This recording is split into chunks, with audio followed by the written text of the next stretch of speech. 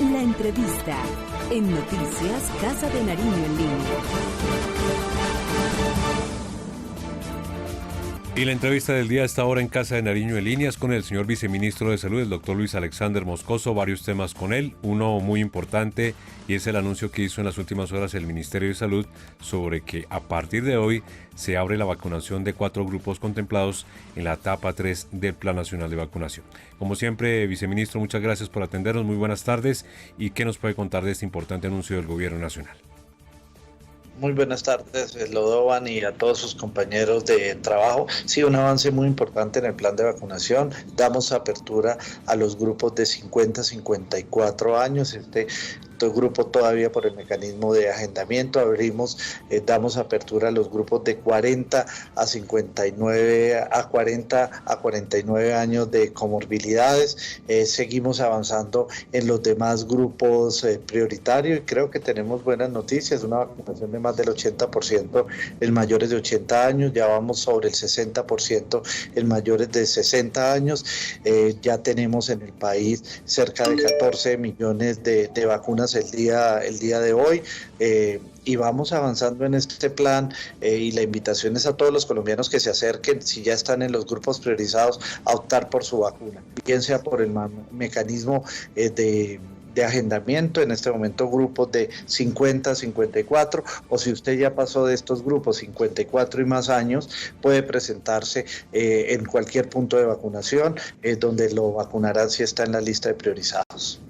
Carlos Fernando. Viceministro, muy buenas tardes. Los puntos de vacunación son determinados por las autoridades locales, alcaldías, gobernaciones. Esta mañana en Bogotá veíamos ya grupos de gente haciendo filas en varios puntos de la ciudad, en varios centros comerciales. ¿Qué recomendaciones se le entrega a estos ciudadanos de 55 a 59 que tienen que o pueden asistir sin agendamiento previo para que conserven las medidas de protocolos de seguridad y dónde informarse? Lo más recomendable es que usted llame a su IPS o a su EPS y se agende. Esto es el mecanismo más organizado, usted puede llegar a su hora, no tiene que hacer filas, limita las posibilidades de aglomeraciones, pero si por alguna razón no se han podido comunicar con usted o usted no se puede comunicar con un punto de vacunación, puede dirigirse a estos puntos. Recordar que las jornadas de la mañana y las de principio de la tarde son un poco más congestionadas, entonces intentar no utilizar estos horarios para evitar aglomeraciones, y si usted va sin cita tiene que ser consciente que puede esperar un tiempo y debe hacerlo. Lógicamente en las filas se encontrará igualmente medidas de distanciamiento, encontrará medidas de protección que le pedimos adopte. Recordar siempre el uso del tapabocas, el gelcito, el alcohol que tenga disponible o en los puntos, utilizarlo frecuentemente, ir con ropa relajada, con ropa fresca, ir en la ciudad de Bogotá o en las ciudades frías con el mecanismo de protección en caso de que se presente alguna lluvia o se genere un frío mayor. Manuela. Viceministro, ¿qué tal? Muy buenas tardes. Importante que recordemos quiénes hacen parte de esta nueva etapa de vacunación. Recordemos cuáles son esas poblaciones, pues estamos hablando de una etapa masiva y crucial en este Plan Nacional de Vacunación.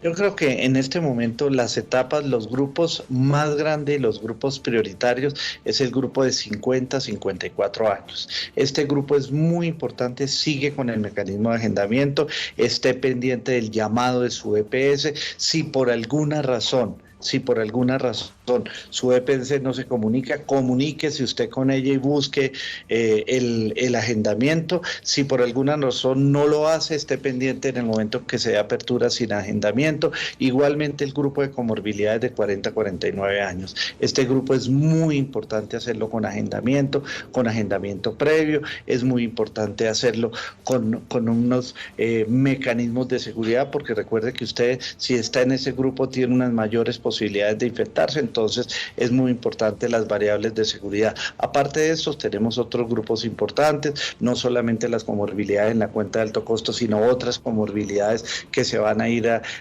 sumando progresivamente, certificadas por sus EPS. Señor viceministro, otro tema tiene que ver con las manifestaciones y sobre todo con los bloqueos y los contagios que pues nos imaginamos han aumentado en el país. ¿De eso qué nos puede contar? Porque los bloqueos lamentablemente continúan. Muy preocupados. Dos aspectos. El primero, el tema de los bloqueos y el atentado o la afectación contra la misión médica. Tenemos más de 230 afectaciones al día de ayer, unas afectaciones muy severas sobre el equipo de salud. Lo hemos visto en los diferentes medios, atentados contra ambulancia, bloqueos que han desafortunadamente conducido a pérdidas de vidas, pero no solamente esto, dificultades para transportar oxígeno, para llevar medicamentos, para llevar insumos, dificultades para que el personal médico se acerque a sus puntos de trabajo, dificultades para que los ciudadanos opten por los servicios de salud, dificultades para el proceso de vacunación. Tuvimos una semana muy pesada donde este tema influyó en forma importante, pero también tenemos dificultades para la atención de COVID, dificultades para que nuestros equipos lleguen a las casas a tomarle las muestras a los pacientes o los pacientes se trasladen a estos puntos. Una afectación muy grave contra la misión médica, lo que está afectando a todos los colombianos, porque es que bloquear un tanque de oxígeno, bloquear la llevada de oxígeno a una ciudad afecta a todas las personas, no solo las que están en UCI, las que están en los servicios hospitalarios, las que tienen oxígeno domiciliario, toda una serie de población. O sea, estos bloqueos están afectando contra la vida de una muy buena parte de colombianos y hemos tenido casos dramáticos a poquitas horas de quedarnos sin oxígeno en ciudades grandes y en hospitales. O sea, una afectación muy grande. ¿Nos confirma entonces, viceministro, que el suministro de oxígeno está en riesgo? Sí, efectivamente hemos tenido ciudades con suministros de oxígeno en riesgo. En Tumaco estuvimos a unas horas, en Valledupar estuvimos a 1 hora, en Bucaramanga en una clínica muy grande estuvimos a 30 minutos de quedarnos sin oxígeno, en Neiva estuvimos a media hora, a 4 horas, perdón.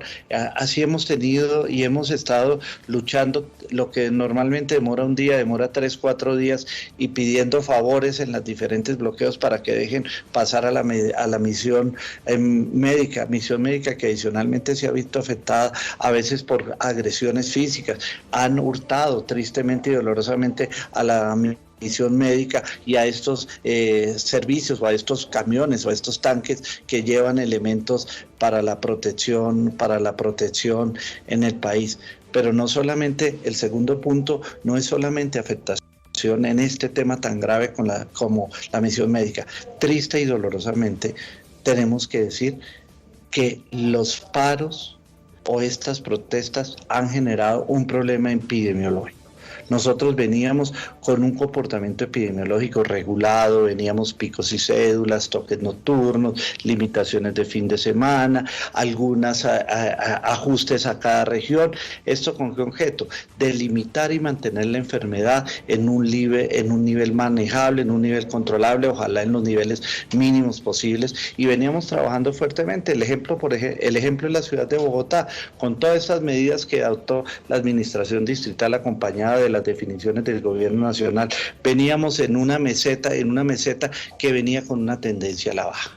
Desafortunadamente, los primeros días de mayo, por inicio de síntomas que significan infecciones de los últimos días de abril, tenemos un incremento importante, un incremento muy grande de casos, un incremento que se ha sido sostenido en los días, incremento que desafortunadamente nos significa más pacientes en referencia y más pacientes por ubicar, ocupación casi completa de nuestras unidades de cuidado intensivo, haciendo labores grandísimas, transportando pacientes a otras ciudades, colocando cámaras de alto flujo, colocando unidades de cuidado intensivo, colocando servicios en quirófanos, en urgencias, haciendo todo para que los colombianos y los bogotanos tengan un punto de atención con mucha dificultad.